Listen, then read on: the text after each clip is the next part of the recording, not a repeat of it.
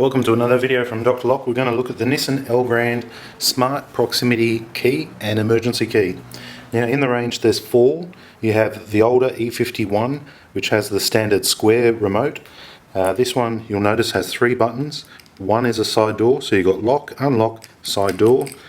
On the next model on, you had the left and right slide door.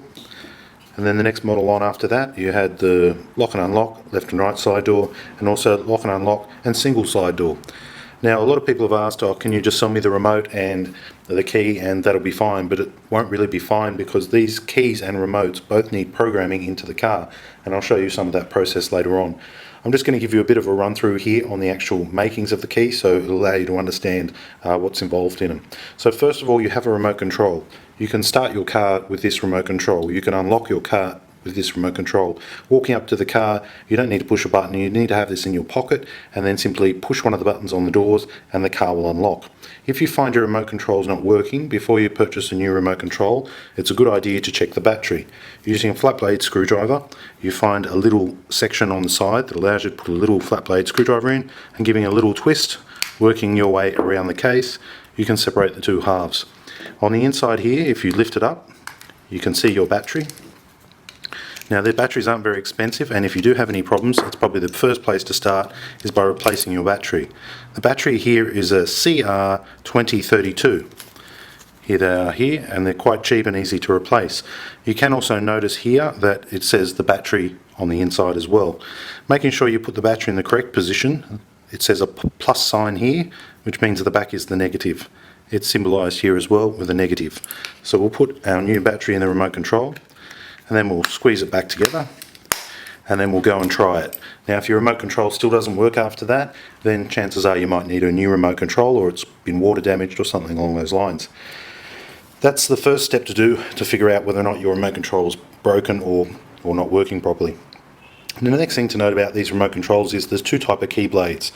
First one is a flat one. This key blade here, if you can see it here, it's very thin and it's flat. The next one here is got a bit of a dome on the top, and it's not exactly flat. As you can see, it lumps out a bit. You need this key to be able to put your key ring on your remote control onto your key ring. Without it, you're just left with an empty hole. The way this emergency key slides in here is you need to push this little slide down, and then it will actually slide out. This is a used remote control. Be very wary when buying remote controls, because a lot of people actually will sell you used second-hand remote controls that have actually been beaten up, full of junk, and generally don't work too well. This one, for example, I can't get the key out. So I'll demonstrate it here. The key simply slides straight into the back and clips in there like that. Rotating it over, you pull it down, the key slides out nice and easily. Now you can see the difference between an old used one and a brand new one. Means you can actually get your key out when you need it. So what is this key good for? This key right here. Well, this key is good for when you've gone swimming with your remote control and it's completely wet and completely broken and won't work. You can remove this from the remote control, walk up to your car, open your car door and start your car. Same with these ones here. It's exactly the same principle. They just clip straight in there, push them in, clip, and then pull the trigger, it'll unclip. So that's the emergency key. The emergency key can start the car just as well as the remote control. The only difference is it's not as convenient and it will be more robust. So if you take your key swimming, you'll still be able to get back into your car. Now we have a lot of people saying, I'm in another part of Australia or somewhere else. Can you sell me this? Can you sell me that? The reason we can't just sell you these remotes is that they actually need to be programmed into your car. This remote and this remote, they all need to be programmed in. There's no easy one. They can't be pre-programmed and then sent to you. You need the car to program it, and I'll demonstrate that later on. With the key itself, the key, it's just a key, but without it being programmed into your car, once again, it won't work. So there's two parts to this. In a remote, when you look at it like this, you just think it's one unit, but it's not actually. You've got the one unit, then you've got your remote. Both of them need to be programmed in separately. Both talk to the car. Inside this key here is a little hole there, which has a little tiny computer chip, just like this, which connects to the car's immobiliser system, corresponds to the correct security code, and then allows the car to start. Without it, if you put your key into your ignition and it goes beep beep beep and a little red light comes on your dash, it means the key is not programmed. So that's a good indication. If you put the key in and even though it opens your door, if you put the key in and it comes up red on your dash, the key is not programmed. So it's important to have both the key and the remote control programmed in so that you don't end up stuck somewhere if one fails. If the remote control fails and your key is not programmed, it means simply that you're going to not be able to start your car. If you wreck your remote control, that's what the emergency key is designed to do. So I'm going to take you through, show you how we cut this key. This key here is clonable. If you start with the remote control like this, it's going to be far cheaper than if you've got nothing. If you've got this remote control, we can sell you a new remote control and program that in. These keys here can be clonable now using the new techniques and the new systems. So if you have a key, it's a lot cheaper than having to make a key. To make a key, we have to use computers, dismantle the dash to get security passwords to allow us to be able to program in the key. The more programming we do, the more expensive it becomes. So just to program in the key, for example, if you didn't have one, we would need to make the shape of the key, which is the grooves along the side here. To do that, we have to use special tools, sometimes remove locks, to actually get the shape of the key. That will only allow us to open the door.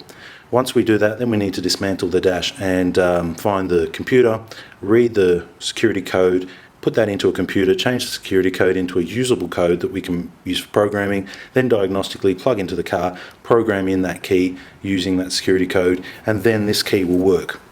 Just this key using this computer chip, which will allow you to start the car. After that process is complete, then we can program in our remote controls, then we can put them all together with a new battery, a new remote control, and you have a good working key. The more keys you need, the more expensive it becomes, but generally speaking, a remote control like this, with a key, all the rest is cheaper than if you had nothing at all. So if you have this key here, it saves you about half the amount of money. So that's Elgrand keys, and I'll take you through now and show you some of the processes involved in actually making and programming the keys. If you do need any keys or you want further information on our service, we are not a technical help support line, so we do not help with any mechanical problems or anything along those lines. But if you are interested in having keys and you are in Sydney, we can help. If you're in a different country or different location, without bringing the car to us, there's no way we can make these keys work your car. If you purchase these and you can't find anyone to program it, we won't be responsible. You do need somebody with the right tools and the know-how to actually program them to make them work. This is an aftermarket immobiliser. The first step, if you've got no keys and you've got no remote or no immobiliser, is to have this disabled. An auto electrician can help you with this. Even if you have the right key and you try and start the car like we do now, the car will not start. Nothing's happening. This is because of this immobiliser. Once you enable the immobiliser, and if your keys and remote are correct, the car will start. Elevation to local.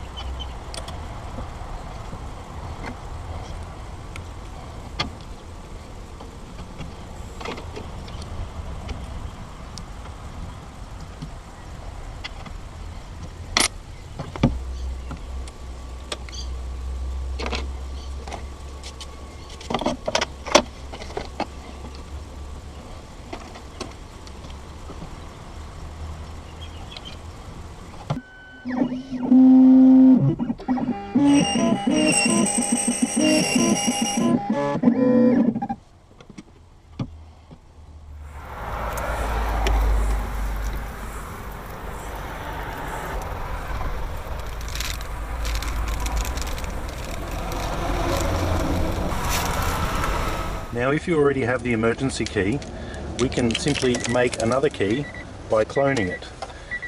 We can make the key computer, cloning it using a machine such as this one.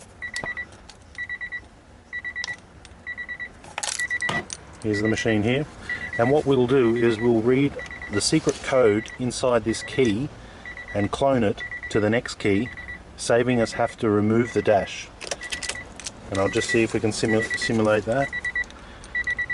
Okay.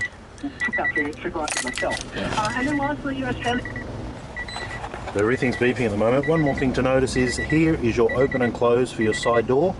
Now if your side door is not working on your remote control, come down here, you have a sliding door button.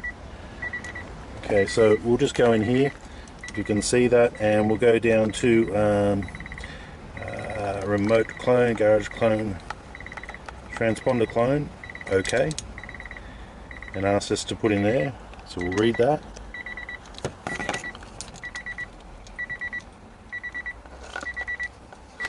And there we have our secret code, and it's locked and clonable.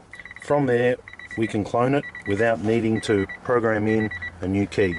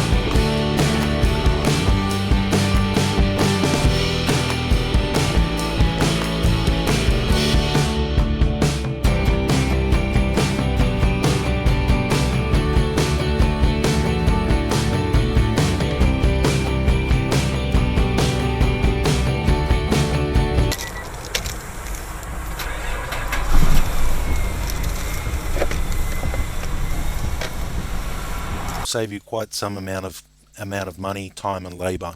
If you have a working emergency key and a remote control, then we can simply provide you a new one and clone the key and give you a whole new set very easily. If you don't have that, or if you've lost the key completely, as you see on the right hand side, there's a lot more involved in actually producing the key. Okay, so now a couple of big questions everybody always asks. E51, E50, E52, they are different. There's different procedures, different techniques, different costs involved. So let's just stick with E51 for now. If you do want to purchase the remote control, you can go to our lock shop and purchase it from there.